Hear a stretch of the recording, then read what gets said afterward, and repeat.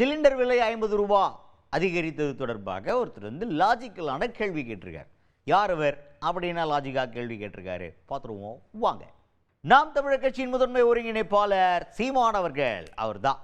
அவர்கிட்ட என்ன கேட்டாங்கன்னா, சிலிண்டர் விலை 50 ரூபா இன்க்ரீஸ் பண்ணியிருக்காங்களே அப்படின்னு கேட்டோன்னா ஃபஸ்ட்டு அவர் என்ன சொல்கிறாரு, அதெல்லாம் ஆளுங்கட்சிக்காரர்கிட்ட கேட்கணும் தம்பி, என்கிட்ட கேட்டு அப்படின்னாரு. இருந்தாலும் நீ கேட்ட பதில் சொல்கிறேன் அப்படின்னு ஒரு லாஜிக்கலான ஒரு விளக்கத்தை கொடுத்துருக்காரு. என்னென்னா, இப்போ கச்சா எண்ணெய் விலை உலக சந்தையில் வந்து கம்மியாயிருச்சுன்னா அது மூலமாக வரக்கூடிய எல்லா ப்ராடக்ட்டும் விலை கம்மி தானே ஆகணும். நம்ம ஊரில் மட்டும் பார்த்தியா 50 ரூபா இன்க்ரீஸ் பண்ணியிருக்காங்க சிலிண்டருக்கு.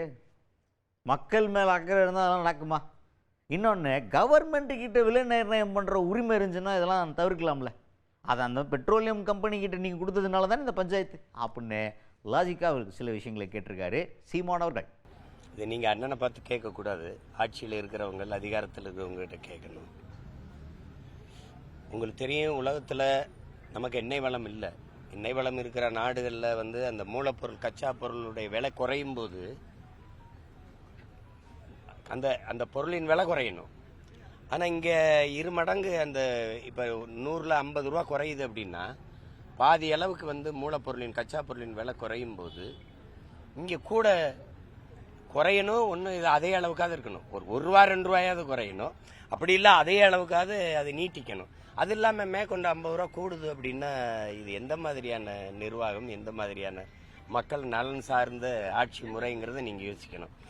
காரணம், நம்ம ஏற்றுக்கொண்ட பொருளாதார கொள்கையில் வந்து எண்ணெய் நிறுவனங்களே அதற்கான விலையை தீர்மானித்துக் கொள்ளலாம்ங்கிற அந்த கொள்கை முடிவு இருக்குல்ல, அதுதான் இவ்வளவு பிரச்சனையா இருக்கு. அப்போ ஒரு மூலப்பொருளின் விலை குறைந்தாலும் விலை குறையாதுங்கிற நிலைமை வந்து ரொம்ப கொடுமையானது. அது எவ்வளவு தூரம் பாதிக்கும்னு பாருங்க.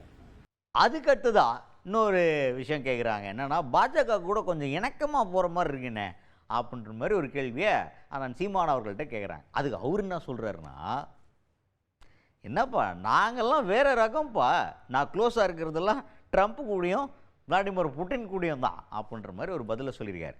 இப்போ இதை வந்து நம்ம ஆளுங்க எப்படி பார்ப்பாங்க அப்படின்னு பார்த்தீங்கன்னா, சோஷியல் மீடியாவில் நீங்களாம் கண்டிப்பாக இந்த பைட்டை பார்ப்பீங்க. அண்ணே ஒரு மாதிரி ஆயிட்டாரு, ட்ரம்ப்பும் புட்டினும் தான் எனக்கு க்ளோஸ்ன்னு சொல்லிட்டு பேச ஆரம்பிச்சிட்டாரு அப்படின்னு சொல்லி பழைய மாதிரி கதை சொல்கிற ஒரு மைண்ட் செட்டுக்கு போயிட்டாருன்ற மாதிரி விமர்சனம் பண்ணி மீம் போடுறதுக்கு கூட வாய்ப்பு இருக்குது. ஆனால் அண்ணன் சொன்னது ஒரு சர்க்காசம், புரிஞ்சுக்கணும். நம்ம சர்க்காசம் வேற கதை வேற, அது வேற இது வேற, அது கரெக்டாக இருக்கணும். அதனால் இது வந்து சர்க்காசம். ஒரு டவுட் கிளாரிஃபை பண்ணுறதுக்காக சொல்கிறேன், வேற ஒன்றும் இல்லை. நான் ட்ரம்ப்பு கூட தான் நியாயமாக பார்த்தா நான் வெரி க்ளோஸ் டு வந்து ட்ரம்ப்பு தான். நான் ரொம்ப க்ளோஸ் வந்து ட்ரம்ப்போட தான் இருக்கேன். இதுக்கு அதை யாரும் சொல்ல மாட்டேங்கிறீங்க. அப்புறம் புதின், 2 பேரும் தான் எனக்கு ரொம்ப நெருக்கம். அதுக்கடுத்ததான் செய்தியாளர்கள் என்ன கேட்டாங்கன்னா, பாஜக கூட கொஞ்சம் இணக்கமாக போகிற மாதிரி இருக்கு இப்போ அப்படின்ற மாதிரி ஒரு கேள்வி கேட்டாங்க. அதுக்கு ஒரு பதில் சொல்லியிருக்காரு. அது வந்து சர்க்காசமாக தான் சொல்லியிருக்காரு. ஆனால் நம்ம பயிலுக கண்டிப்பாக மீம் கண்டென்ட்டாக மாற்றுறதுக்கான வாய்ப்பு இருக்குது.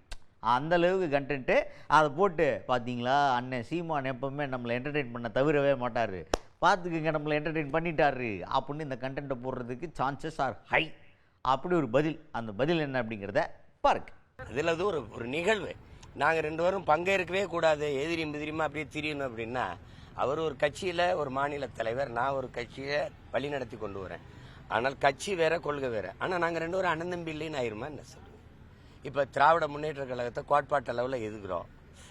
99 பேர் என் சொந்தக்காரன் தான் இருக்கான். எல்லாரோட சண்டை போடுறத இப்படிலாம் பேசிட்டு இருக்கக்கூடாது. முதல்ல அரசியல் கோட்பாட்டில் இருந்து மனித உறவை பிரித்து பார்க்க கற்றுக்குறீங்க. கேள்வி எழுப்புற நீங்களே இப்படி திருப்பி கேட்டுக்கிட்டு இருக்காதீங்க. நீங்கள் அவர் சாப்பிட்ட உணவகத்தில் போய் நீங்கள் சாப்பிட்டீங்க, அவர் அந்த கடையில் உடை எடுத்தார், நீங்கள் போய் எடுக்கிறீங்க, அவர் அந்த விண்ணூர்தியில் ஏறி வந்தார், நீங்கள் ஏன் ஏறி வந்தீங்க? இந்த மாதிரி கேள்விகள் எல்லாம் முதல்ல நிறுத்துங்க. அவரே அழைச்சிருக்காரு ஐயா, அவர் என்னையே அழைச்சிருக்காரு. உடனே 2 பேரும் கூட்டணி சேர்ந்து தேர்தலை எதிர்கொண்டு அப்படிலாம் பேசிட்டு இருக்கக்கூடாது, புரியுதா?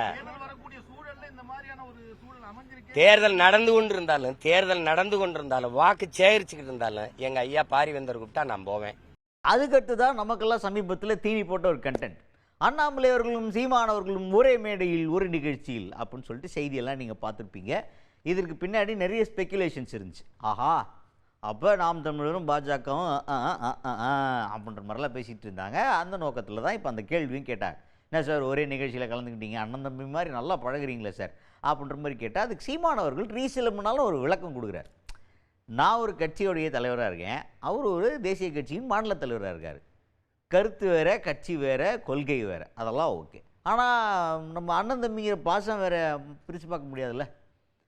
அவர் அண்ணன் தம்பி தானே நம்ம, அது வேறு இது வேறு நீங்கள் தான் பாகுபடுத்தி பார்க்கணும். அதை விட்டுவிட்டு நாங்கள் ஒரே மேடையில் இருந்தோம்னா உடனே கூட்டணியான்னு கேட்குறதுலாம் சில்லித்தனமாக இருக்குங்க அப்படின்னு ஒரு விளக்கத்தை கொடுத்திருக்கிறார் சீமான் அவர்கள்.